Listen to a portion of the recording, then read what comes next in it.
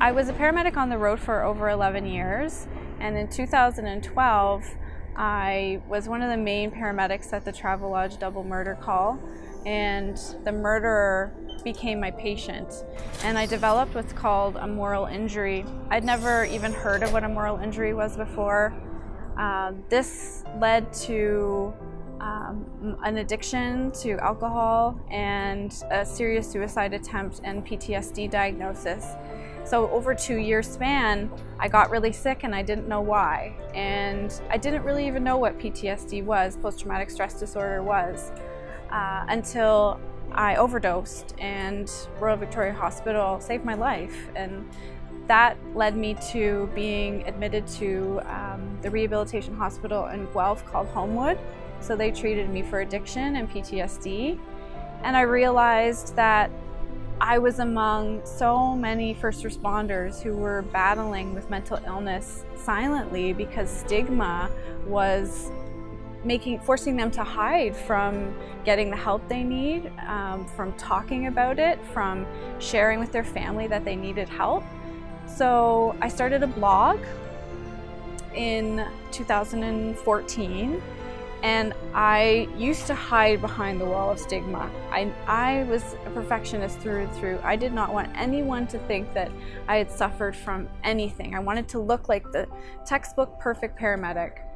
And I finally said, I can't hide anymore. I wrote a blog, put it out to the world, and it was received so well. And Clara Hughes, who is our 6-time Canadian Olympian, saw my blog, and she's a spokesperson for Bell Let's Talk, and then other fellow mental health advocate, saw it, retweeted it, promoted it, and also wrote the foreword to my book, Save My Life School. But that was the opening into the world of, at first I was talking because I needed to heal. I needed to share my story so I didn't have to lock it inside of myself and hide it with negative coping mechanisms like alcohol and abusing my prescription drugs. But then I got responses back from people from all over the world who were sharing about how me saying that I battled gave them kind of permission to share that they battled as well. And from all ages, all walks of life. And that just inspired me to continue to share my story. I met Michael Landsberg, who is the founder of the foundation Sick Not Weak, and we became good friends. So I've done some talks with him over the past years, and I've traveled across Canada now to share my story. And my story has evolved. At first it was a story about what PTSD was and how it affected me. But now it's a lot more about recovery, post-traumatic growth, resiliency, and finding light after I definitely didn't think that I would ever find light in this world ever again, but it's possible. Well, one of the biggest things right now is that I am a candidate for Ward 6 Barrie City Council's elections. That takes place October 22nd. I'm really excited. So Ward 6 is Ferndale and Arter Roads, basically the very middle of the ward. I've campaigned all around it, and it's been so nice to actually meet my neighbors and learn about the concerns that they have in the community and put faces to names and shake hands, and everybody's been really kind. It's been wonderful. We're really lucky in Barrie. We have quite a few resources that people can use. So for children, we have Kinark Family Services and New Path Family Services. We also have the Canadian Mental Health Association.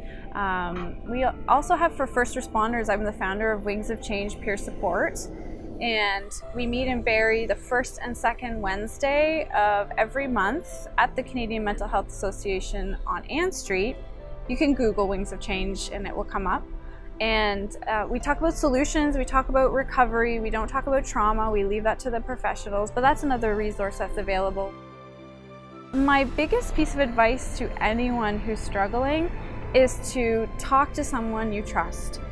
Actually say you need help. It's okay to say you need help. The one thing that I learned when I finally asked for help was that people want to help you and they want to see you healthy and well. And I was afraid that that would make me look weak by asking for help, but it's the opposite. Asking for help takes courage, and it actually takes a lot of strength and equals strength. And So speaking about things is number one. It really puts you on the path to recovery.